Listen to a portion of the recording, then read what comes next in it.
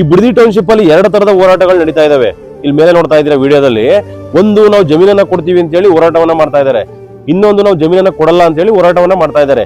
ಯಾರೆಲ್ಲ ಜಮೀನ್ ಕೊಡ್ತೀವಿ ಅಂತ ಹೇಳಿ ಹೋರಾಟ ಮಾಡ್ತಾ ಇದಾರಲ್ಲ ರೈತರು, ಇದೇ ಅವರ ಕೊನೆಯ ಒಂದು ಹೋರಾಟ, ಇದೇ ಒಂದು ಕೊನೆಯದಾಗಿ ಅವ್ರು ರೈತರಾಗಿ ಉಳಿತಕ್ಕಂತ ಒಂದು ಸನ್ನಿವೇಶ ಅಂತ ಅನಿಸ್ತಾ ಇದೆ. ಯಾಕಂತಂದ್ರೆ ಜಮೀನ್ ಕೊಟ್ಮೇಲೆ ಯಾವತ್ತೂ ಅವ್ರು ರೈತರಾಗೂ ಇರಲ್ಲ, ರೈತ ಪರ ಹೋರಾಟದಲ್ಲೂ ಬರೋದಕ್ಕಾಗಲ್ಲ. ಸಾಯೋವರೆಗೂ ಯಾವ್ದಾದ್ರು ಒಂದು ಕಂಪ್ನಿಲಿ ಗುಲಾಮರಾಗಿ ಕೆಲಸ ಮಾಡ್ಕೊಂಡು ಕೊಡೋ 5,000 10,000 ಕೆಲಸ ಮಾಡ್ಕೊಂಡು ಇರ್ಬೇಕಾಗುತ್ತೆ. ಒಂದನ್ನ ಹೇಳ್ತೀನಿ ಕೇಳಿಸ್ಕೊಳ್ಳಿ, ಒಂದು ಸಲ ಯಾರೆಲ್ಲ ಜಮೀನ್ ಕೊಡ್ತೀನಿ ಅಂತ ಹೇಳ್ತಾ ಇದೀರಲ್ಲ, ಈ ಮಾರ್ಕೆಟ್ಗೆ ಹೋಗಿ 1 kg ಅಕ್ಕಿಯ ಬೆಲೆ ಎಷ್ಟಿದೆ, 1 kg ರಾಗಿಯ ಬೆಲೆ ಎಷ್ಟಿದೆ, 1 kg ಬೇಳೆಯ ಬೆಲೆ ಎಷ್ಟಿದೆ, ಎಲ್ಲಾ ದಿನಸಿ ಪದಾರ್ಥಗಳ ಒಂದು ಬೆಲೆಯನ್ನ ಕೇಳ್ಕೊಂಡ್ ಬನ್ನಿ. ಮುಂದೊಂದು ದಿನ ಚಿನ್ನವನ್ನಾದ್ರೂ ಬೇಕಾದ್ರೂ ಖರೀದಿ ಮಾಡ್ಬೋದು. ನೀವು ಬೆಳೀತಕ್ಕಂತ ಕೆಲವೊಂದು ವಸ್ತುಗಳ ಬೆಲೆ ಎಷ್ಟಿರುತ್ತೆ ಅಂತಂದ್ರೆ ಯಾವುದೇ ಕಾರಣಕ್ಕೂ ಕೊಂಡ್ಕೊಳಕ್ಕಾಗಲ್ಲ. ಅದಕ್ಕೋಸ್ಕರ ಯಾವತ್ತೂ ರೈತರಾಗಿರ್ರಿ.